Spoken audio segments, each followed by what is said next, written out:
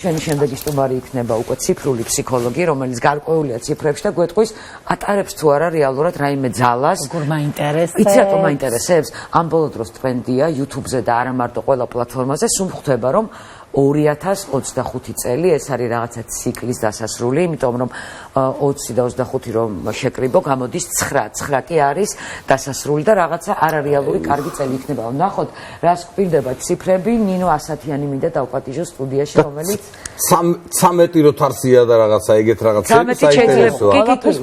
ხა როგორ არის? სადაც რა ვიცი, როგორ ხლებოთ? პირველ რიგში მადლობას მოგახსენებთ მობრძანებისთვის და ციფრების ფსიქოლოგია, მოდი ჯერ ეს განმარტოთ რას ნიშნავს და რატო შეიძლება ციფრს კონდეს ფსიქოლოგია ან ატარებდეს რამეს. კი ბატონო.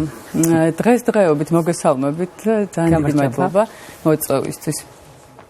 დღესდღეობით ყველაფერს მართავს ციფრები. ციფრები გვეუბნება, რომელი საათია, რამდენი წლის ვართ, რამდენი ფული გვაქვს ანგარიშზე. და ჩვენი დაბადების თარიღი არის როგორც აი კოდი მონიჭებული დაბადებისას. ციფრული ფსიქოლოგია სუცაის მიხედვით, რაც მე შევისწავლე, სიუცაი სწავლობს ადამიანის ბუნებას. ამ ციფრების უკან დგას კონკრეტული ენერგიები. და არ ეშლება ამ სულ ციფრებს არის არასდროს აი ადამიანი შეიძლება იტყუებოდეს, მაგრამ ციფრები არასდროს ტყუიან. აი ძალიან ზუსტად ახასიათებს ზუსტად ჩვენს ბუნებას. რა საინტერესო. არის სულ 9 ენერგია 1-დან 9-მდე და ეს ციფრები უბრალოდ აბრევიატურა. გამოხატავს ამ ენერგიებს და დაბადებისას გვენიჭება ყველა ჩვენი ცნობიერის ციფრი, ეს არის ჩვენი დაბადების დღე.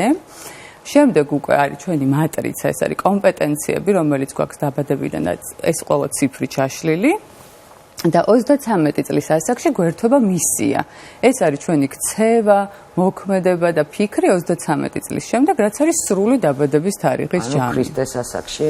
ამ ასაკში გვეცვლება ქცევა. კი. და ანუ ასევე გვაქვს პირადი წელი, ანუ რომ აგიხსნათ პირადი წელი, სახელის ენერგია, ცნობიერის ციფრი, ეს მატრიცა, ჩვენი კომპეტენციები და მისია ქმნის ჩვენ სუბიექტურ რეალობას. აი ზუსტად ეს დახასიათება გვაძლევს ჩვენ იმას, თუ რა არის ჩვენი ეგო, რა გვინდა და აი რაღაცნაირად გვიქმნის სუბიექტი. მოდი ზოგადად ამაზე ეგოზე და ჩვენ ცნობიერებაზე ცოტა მე ვისაუბროთ.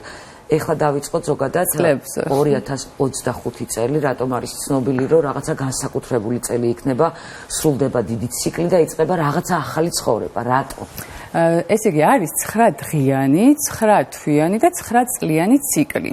2025 წელი არის 2016 წელს დაწყებული 9 წლიანი ციკლის დასასრული.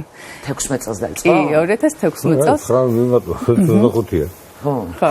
და ანუ ყველა ენერგიას ანუ აქვს ანუ უკან დგას თავისი პლანეტა ან ვარსკვლავი. 2025 წელი არის წელი 9 და 9-იანის უკან დგას პლანეტა მარსი.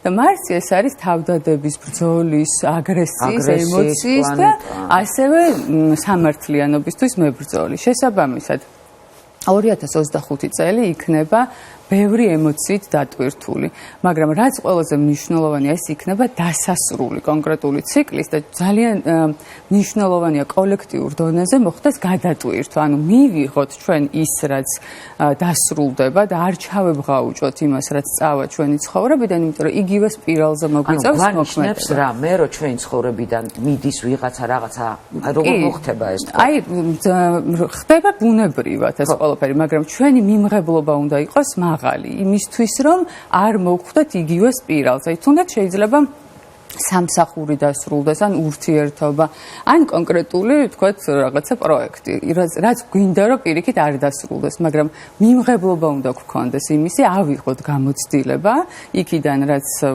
მივიღეთ და აი დავემშვიდობოთ ამ ყველაფერს და კოლექტიურ დონეზე მოხდება გადატვირთვა. აი 2026 წლიდან იწყება ახალი 9 წლიანი ციკლი და შესაბამისად ბევრი ისეთი რაღაც დარჩება ამ წელს, რაც არ გადავა მომავალ წელს. ანუ რთული წელი იქნება. ანუ მნიშვნელოვანია ადამიანის ფსიქოემოციური მდგომარეობა როგორი იქნება. პლუსში ეს იქნება მიმღებლობა, რაღაცები მთავრდება და ჩვენთვის ეს მისაღებია და პირიქით მადლობას ვეუბნებით გამოცდილებას და მინუსში თუ ვართ და ფსიქოემოციური მდგომარეობა არის თქვათ დაბალი, მაგ შემთხვევაში გვექნება ის მომენტი, რომ ემოციები ჩაერთვება, გვექნება მღელვარების შეგრძნება და ეს უკვე ანუ უნდა აღვიქვათ ეს როგორც აი სტრატეგია და წინასწარ ვიცით რა ენერგია იტრიალებს. შესაბამისად მიმღებლობა გვექნება მაღალი და უფრო მარტივად მოხდება ამ ყველაფრის გადასვლა.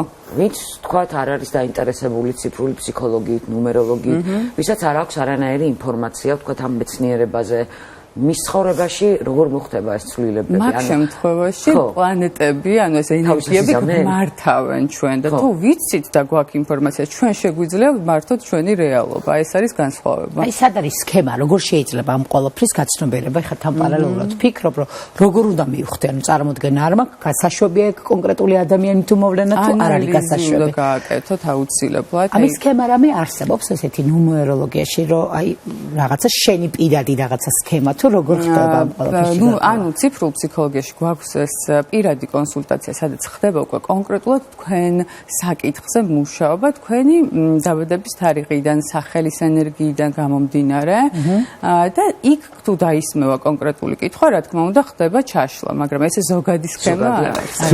ციფრებს ზოგადად მიაქვს სამყარო, იმიტომ რომ ნებისმიერ სიტუაციაში ეხლა გამახსენდა, რომ სულ თვალწინ მაქვს ეს ციფრები, იმიტომ რომ 20.02.2022-ში 120 მეორე გადაცემა დამემთხვა. მართლა? და მიწერია კომპიუტერზე.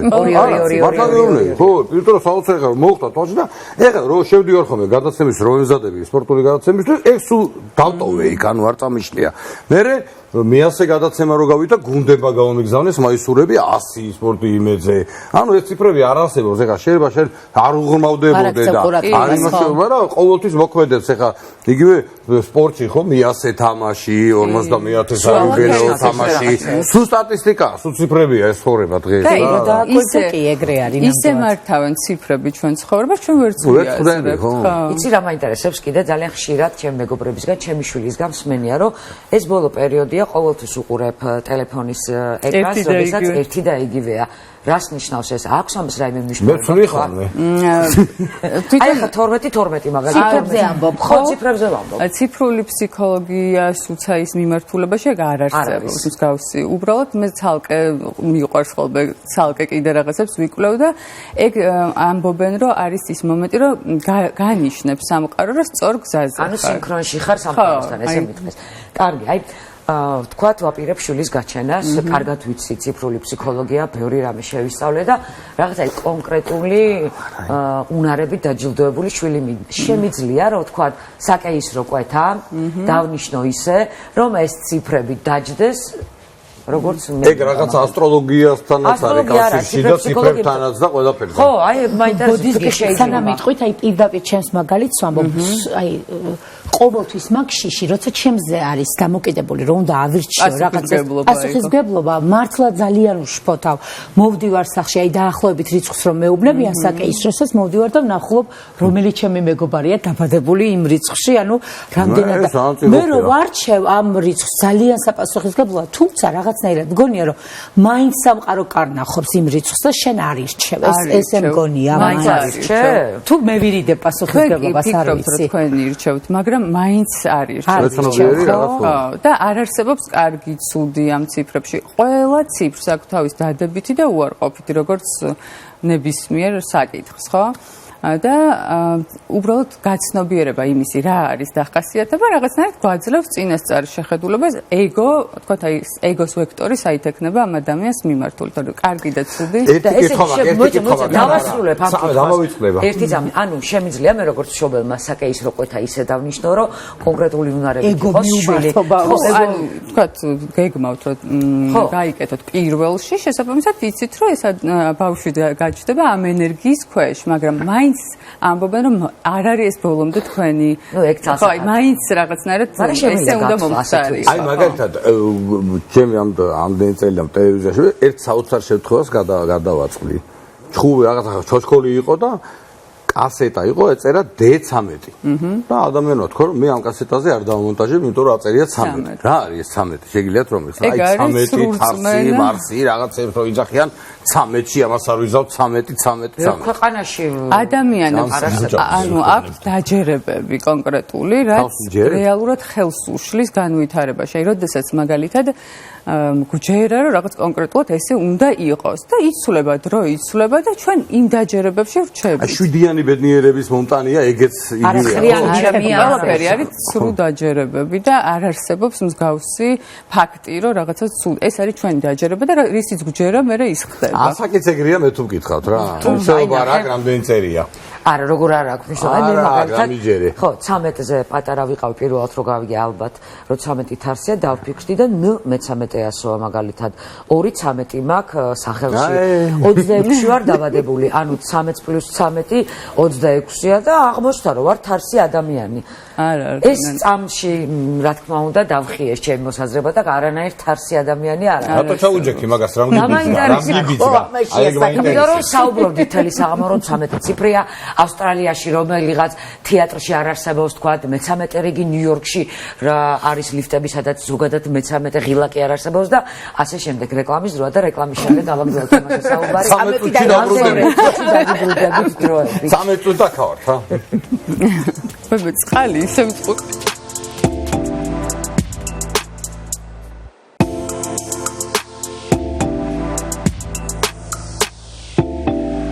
ოჯახი დაბრუნდა პირდაპირ ეთერში ჩვენი სტუმარია ციფრების ფსიქოლოგი კონსულტანტი ნინო ასათიანი საუბრობთ ციფრების ფსიქოლოგიაზე ამ შემთხვევაში გადაცემის წინა ნაწილი დავასრულეთ ჩვენს აღქმაზე კონკრეტული რიცხვებისა ციფრების მიმართ მაგალითად 13 გვაქვს აჩემებული ზოგად საკაცობრიოდ ვიღაცას მაგალითად 8 უყვარს და ხშირად მანქანის ნომრებზე მისი ტვინი აღმოაჩენს ხოლმე 8-ს მიდრეკილება გვაქვს სხვა ადამიანებს ზოგადად მოვეკიდოთ ამ ციფრებს რაღაცა დავიტოვოთ რაღაცა გავატაროთ კი რაღაც დაჯერებები და ცრურწმენების მიდრეკილება ყველა ადამიანს აქვს თუმცა უნდა გვახსოვდეს რომ ეგ ყველაფერი არ არის რეალურად მართალი და ობიექტურ რეალობაში ეგ ყველაფერი არის. ხო, თუ არაფერი ახლა უჩვენარი ამბავია მე მგონი, ხო.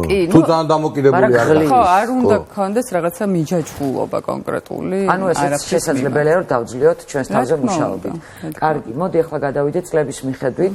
ძალიან ბევრი მაყურებელი ახლა რომელიც ელოდება ამ ნაწილს, თუ არის შესაძლებელი რომ ყველამ მეტნაკლებად შევძლოთ ჩვენი დაბადების წელის, ну, არ ვიცი მიმატება შეიძლება როგორ ხდება პირადი წელის გამოთვლა. კი, შეგვიძლია, ანუ ყველა ადამიანს აქვს თავისი პირადი წელი და თავისი დაბადების თარიღიდან გამომდინარე და მე შემიძლია დაფაზე გაჩვენოთ, როგორ უნდა დავთვალოთ. გაჩვენეთ რა. დავიკავებ მინუს ადგილს, რომ კარგად დავინახო თუ შეიძლება. აი, ნანიკოს დაბადების დღის მაგალითზე გავაკეთოთ, ხო? პირველ რიგში უნდა ავიღოთ დაბადების დღე და ნანიკო დაიბადა 26 რიცხვში. შემდეგ უნდა ავიღოთ დაბადების თვე და ნანიკო დაიბადა მე-10 და მიმდინარე წელი. ეს არის 20-25. 20-25 არის რომ დავაჯამოთ 9, ეს უკვე ვიცით. როგორც ვისაუბრეთ, ხო? აი ამ ციფრებს რო ვაჯამებთ, მოდის 9. ხო. აი ამ ყველაფერს ახლა ვაჯამებთ და მივიღებთ ნანიკოს, ესე იგი 2-ს უნდა დავუმატოთ 6, დავუმატოთ 1, დავუმატოთ 9.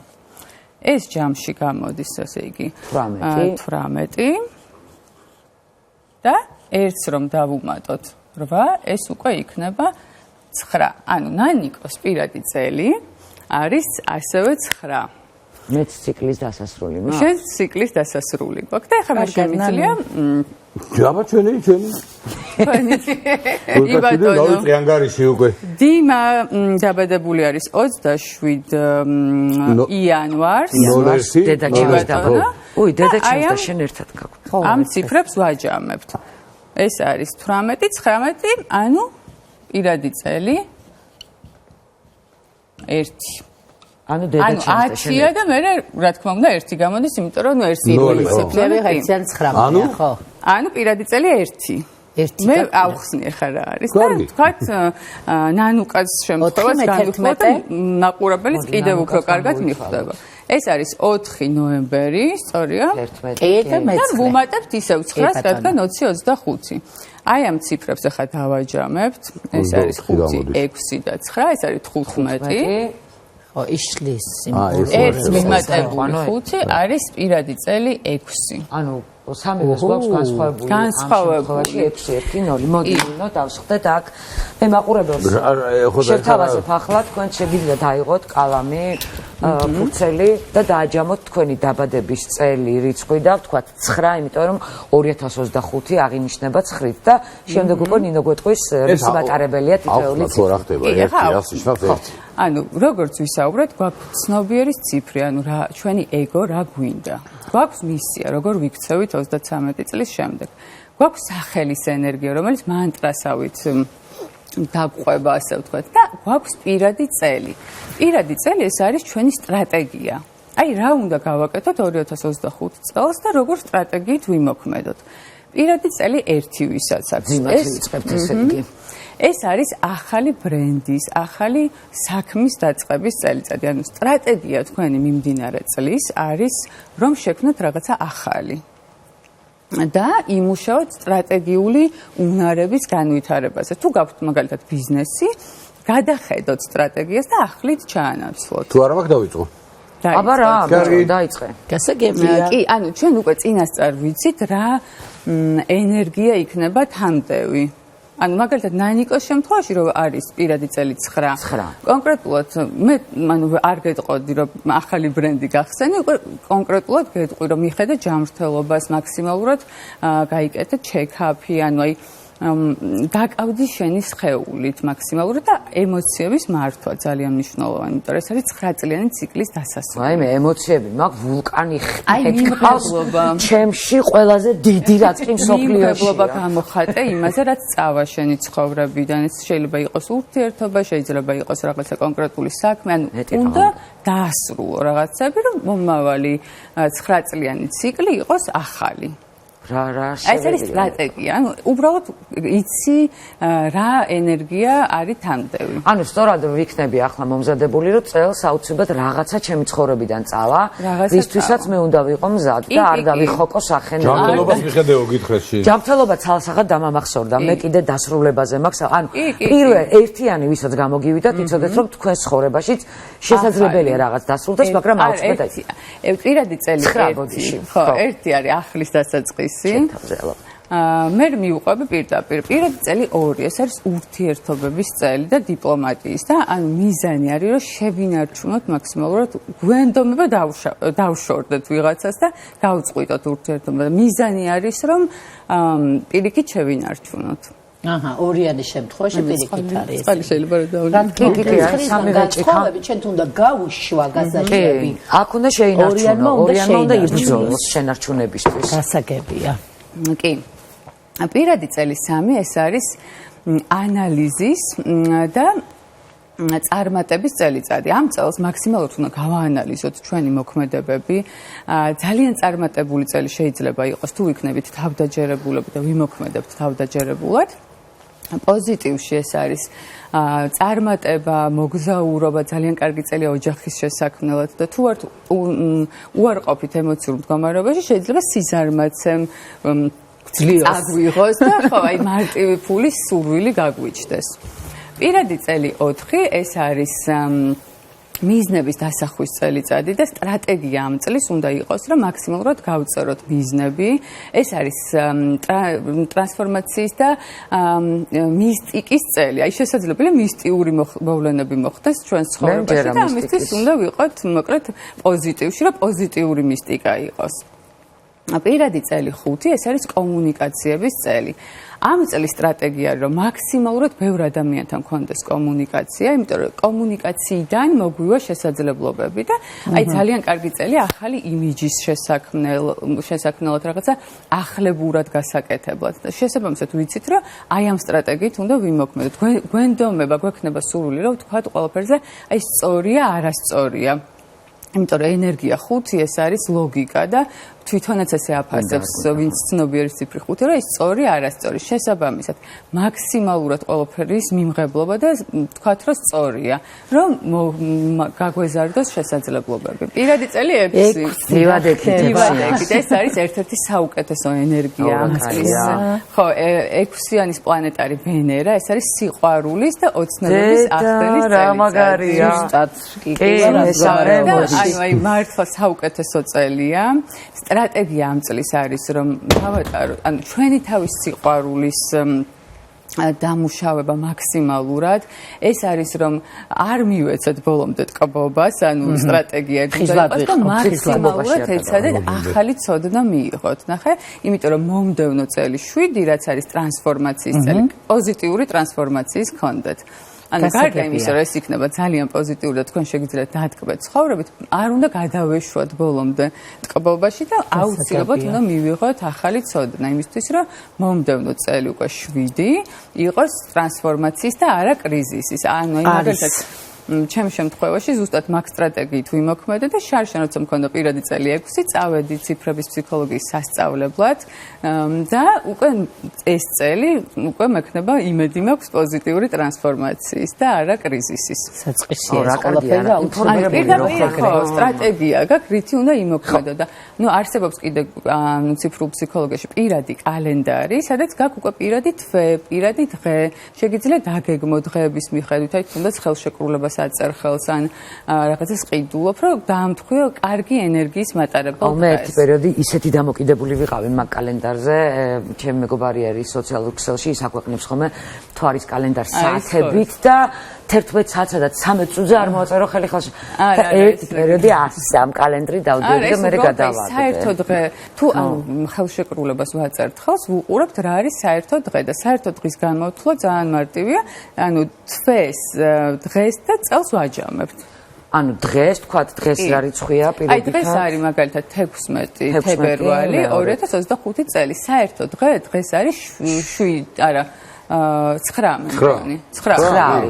დღეს ჯანმრთელობას უნდა მიხედოს კონტრაქტის ხელისმეწერის მაგალითად. თუ არის საერთო დღე 6 ან 3, უკვე პოზიტიური ენერგია არის იმისი. ნახე, არის ზე ობიექტური რეალობა, იქ სადაც ვაფიქსირებთ ხელშეკრულებას, ესე ქვია. სადაც აი ეს ენერგია ფიქსირდება.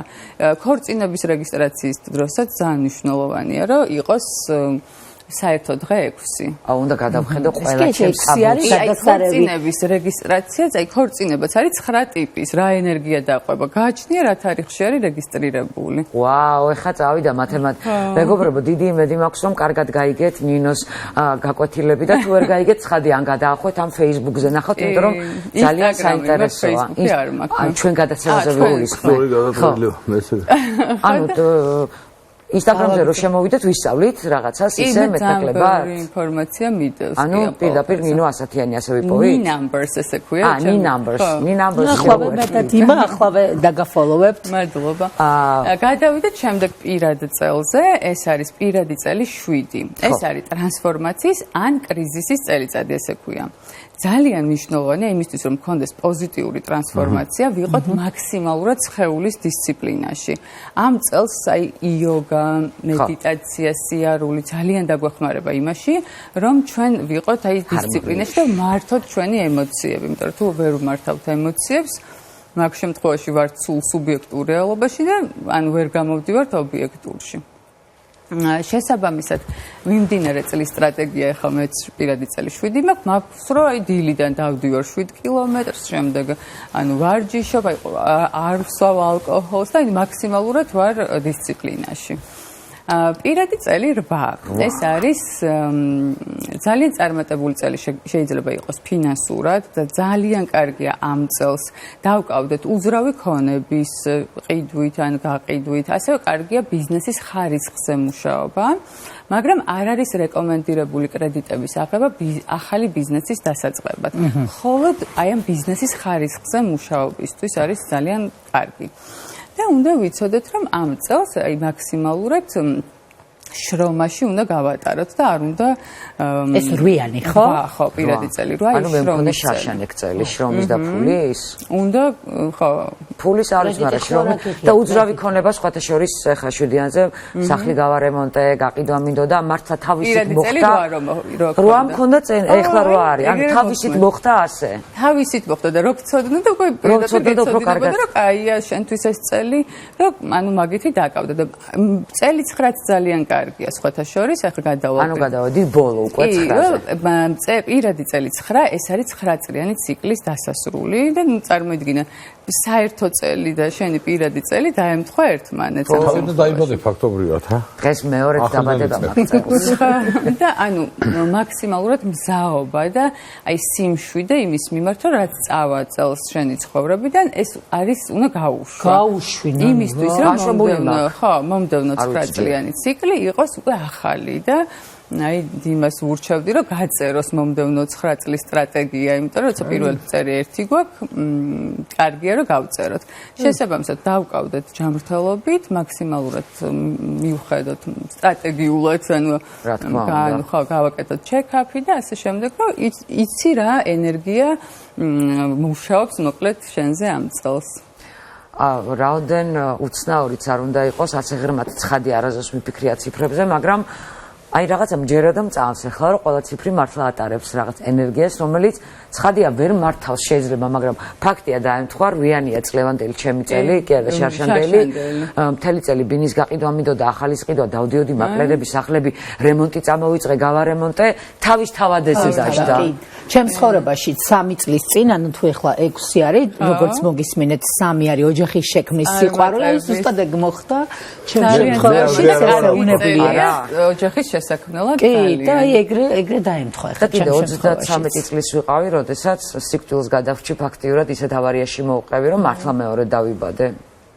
ანუ ესეც დაემთხვა ალბათ, არ ვიცი. აი ბევრი რაღაცა არის, რაც ვერ აკვირდები და ხო, ანუ ანალიზებ და უბრალოდ ხა პირადი წელი ისეთი რაღაცა, რომ ეს ენერგია მოქმედებს, გინდა არ გინდა მოქმედებს და აი მაგალითად პირადი წელი 2 სტატისტიკურად ცნობილია, რომ ეს ურთიერთობები ძალიან ბევრი ოჯახი ინგრევა ამ წელს, იმიტომ რომ ადამიანს უნდა რომ აი ეს ურთიერთობები გაძყვიტოს და პირიქით რეკომენდაცია რომ რაღაცნაირად შევინარჩუნოთ და აი მომდევნო წელს უკვე შეიძლება თავისით დაალაგდეს. ან ცხრიანის დროს წავა ბოლო-ბოლო მოვიცხრიანი ფაქტია რომ ბოლოა. და ძალიან ცოტა დრო გრჩება და მე მგონია რომ ისე დავინტერესდი ამ ყველაფრით, რომ ცოტა სიღრმისეულად მოკიდებ ხელს. თავად რატო დაინტერესდი ამ ციფრებით? თავიდან საიდან დავინტერესდი? ხო, რატომ? 3 წლის წინ დეიდა ჩემი წავიდა სასწავლებლად და როდესაც დაბრუნდა მითხრა რომ მე გავარკვიო და შენი ყველაზე სწორი რეალიზაცია, იმიტომ რომ გაქვს მისია 4 არის რომ გადასცე ცოდნაო და სხვა ადამიანებს გაუზიარო და ძალიან გთხოვე წადი შენცო და შეისწავლე და 3 წელი ძალიან სკეპტიკურად უყურებდი ამ ყველაფერს და ვაკვირდებოდი. მიყვებოდა, ვეცნობოდი და ვაკვირდებოდი ადამიანების ქცევას და იმდენად აი ზუსტად ლოგიკა იყო ხო ქცევასა და ციფრებს შორის. კი, შარშანაი პირადი წელი 6 რომ მქონდა, უკვე სტრატეგიულად ამ კალენდარის დახმარებით ვიცოდი რომ ახალი ცოდნა აუცილებლად უნდა მიმეღო და გამიჩნდა სურვილი წავედი, გავიარე 3-ვე ეტაპის სწავლების და უკვე რომ დავბრუნდი სექტემბერში გავაკეთე ჩემი Instagram გვერდი და ეგრევე ძალიან ბევრი ადამიანი დაემატა ჩემი ენერგიის დონე, აიწი, აი რო გრძნობს სწორ რეალიზაციაში მოხვედრა. იცი, ასტროლოგები ამბობენ, რომ თქვენი ენერგოტონუსი იქნება დაბალი. ენერგოტონუსი ჩემთვის და ალბათ ყველასთვის ძალიან მნიშვნელოვანია. ხო? ანუ რაც უფრო რეალიზებული ხარ, ენერგოტონუსი მით უფრო მაღალი გაქვს. რა უნდა? ანუ რაც ძალიან მნიშვნელოვანია სწორი რეალიზაცია და ყველა ენერგიას პირდაპირ რეცეპტი გაქვს ამ შემთხვევაში. სიუცაის აქვს თავისი სქემა. აი გუშინ მქონდა მასტერკლასი ზუსტად პირდაპირ გამოტანილი მქონდა, ადამიანებს ჰქონდათ საშუალება ენახათ, რომ აი თქვენი ენერგიების მიხედვით სად უნდა ახდენდეთ რეალიზაციას. ხა დიმას შემთხვევაში მაგალითად 9-იანი, ეს არის სპორტულობა. ეს არის რომ მას უნდა გამარჯვება და მისია, ანუ სისტემაში შეუძლია მუშაობა. მისია 7, ეს არის ექსპერტულობა კონკრეტულ საქმეში. ანუ რეალურად რასაც აკეთებს, ანუ ჩადის სიღრმეში, ეს არის მისი მოცემულობა და შესაბამისად სამსახურში მაგალითად მაგას აკეთებს. აი ზუსტად 14 წუთშიც მე კიდე მაგას გავუძელი. ზუსტად სიღრმისეულად გადაცემა ხო ეს მე ვაჩემი. ეგ ციფრები მისი დაბადების ციფრებიდან გამოიტანეთ, ხო? კი, რა თქმა უნდა. აი ნანუკას შემთხვევაში 4 არის, ეს არის რომ მუდმივად ანუ ახალ მიზნებს ისახავს, მუდმივად აი ბევრ რაღაცაზე ფიქრობს, მთელი ენერგია 98% გაქვს თავში. და შეგიძლია კედლის იქით დაინახო რა ხდება და აი ბევრი მიზნების დასახვით, ნახე რა ხდება, ყველას ერთად ხო ვერ აღწევ. და მე რაღაცნაირად დაუკმაყოფილებლობის შეგრძნება გაქვს, რომ ვერ მოციქავ ყველა მიზანს და ამიტომ პირდაპირ არის რეკომენდაცია, რომ ამოირჩიო ერთი მიზანი და მაქსიმალურად იმ მიზანზე დაკონცენტრირდე. მე რა ვაკეთო? ბოლო რამდენი მეცოდი გჭირდება? მე ჩემი ხო ცნობიერის ციფრი 8 მისია 1, ანუ შენ აუცილებლად უნდა მართავდე პატარა გუნდს მაინც, აი მისია 1-ის რეალიზაცია. და რუიანი ეს არის დაგვიყვირა. თანდაო ვიზიგნა ის მარტო. უცებ მარტო რომ ბრძანებელი გავხდეთ. უცებ და ამბობს კედლის იქით ვიყურები, მე შემაწყვეტი. გაიგე? აუცილებლად უნდა დაგექვემდებაროს პატარა გუნდი, მაინც რომ ეს რეალიზაცია მოკლედ იგრძნო. და დოდო ყავს დაქვემდებარება. საკითხავია კიდე იმას. ფილმის ყავს ხო?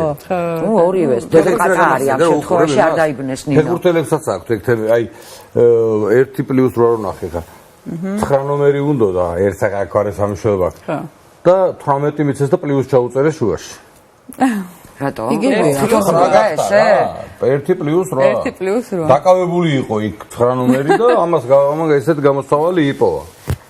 ნუ არ ვიცი ახლა საბოლოოდ ადამიანი რაზე ვართ დამოკიდებული, რა ვართ, რითი ხელმძღვანელობთ, ციფრით, ვარსკვლავით, პლანეტით, ენერგიით, კარმებით, რითი. მეობით ძალიან საინტერესოა, იმიტომ რომ ხო, რაღაცნაირად პირდაპირ იცი, მატრიცაში ვცხოვრობ. რა თქმა უნდა. ანუ და ჩვენ შეგვიძლია მართოთ ეს. სიმულაციაში ვართ, სხვა თემა შემოვიტანე, მაგრამ მაინც. ანუ არა, ეს არის აი მოცემულობა, რომ შენ დაიბადა ამ პროგრამით, შეხედე შენ სუბიექტივს, აი რაში ცხოვრობ და ეცადე გამოხვიდე ობიექტურ რეალობაში, სადაც ნახე ის კი არ გმართავს თვითონ ციფრი და ენერგია, არამედ შენ მართავს შენ რეალობას და აღიქვავ რა არის შენი მორალი, იმიტომ რომ ყველაზე მეტ ენერგიას ხარჯავთ იმის დამტკიცებაში, რაც გონია რომ სწორია. აი წინა გადაცემის ობიექტურობაში ყველაფერი არ არსებობს. ტყუილავ ხარჯავთ მაგ ენერგიას და ყველას ციფრს აქვს თავისი მორალი, ყველა მისიას და აი ფაქტია. მნიშვნელოვანია ვიცოდეთ რა არის ჩვენი პროგრამა, აქედან გამომდინარე, რომ ტყუილა ეს ენერგია არ დავხარჯოთ და დავზოგოთ და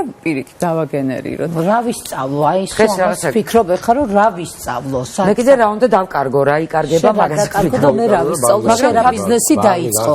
ბაღს გავხსნი მე. შენ ბაღს დირექტორი.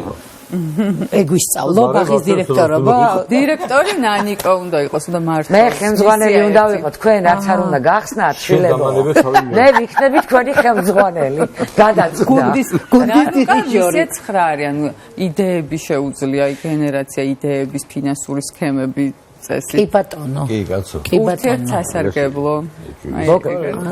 მოკლედ დღეს გადაცემამ თავიდან ბოლომდე დაუთმეთ იმას, თუ როგორ შეიძლება ჩვენ ვმართოთ ჩვენი ემოციები, სტრესებთან ერთად როგორ ვიცხოვროთ, როგორ მოусმინოთ ერთმანეთს, როგორ ავიმაღლოთ ცხოვრების ხარისხი და ბოლოს ჩემთვის ძალიან საინტერესო თემი დავასრულეთ და გავლენა აქვს ჩვენზე ციფრებს და თუ თქვენ კარგად ვერ მოასწარით რაღაცა, გაგექცათ ყურადღების მიღმა, ან ჩვენ არ მოусმინეთ და პირში ვეტაკეთ ნინოს და თემა შევაცვლევინეთ, შეგიძლიათ ეს ყველაფერი ხელმეორედ ნახოთ ან ჩვენ Facebook გვერდზე, ან ტელევიზორში გადაახვევით, ან Instagram-ზე ეწვიოთ ni numbers. იქ უფრო დეტალურად იქნება ყველაფერი თქვენთვის დაწერილი.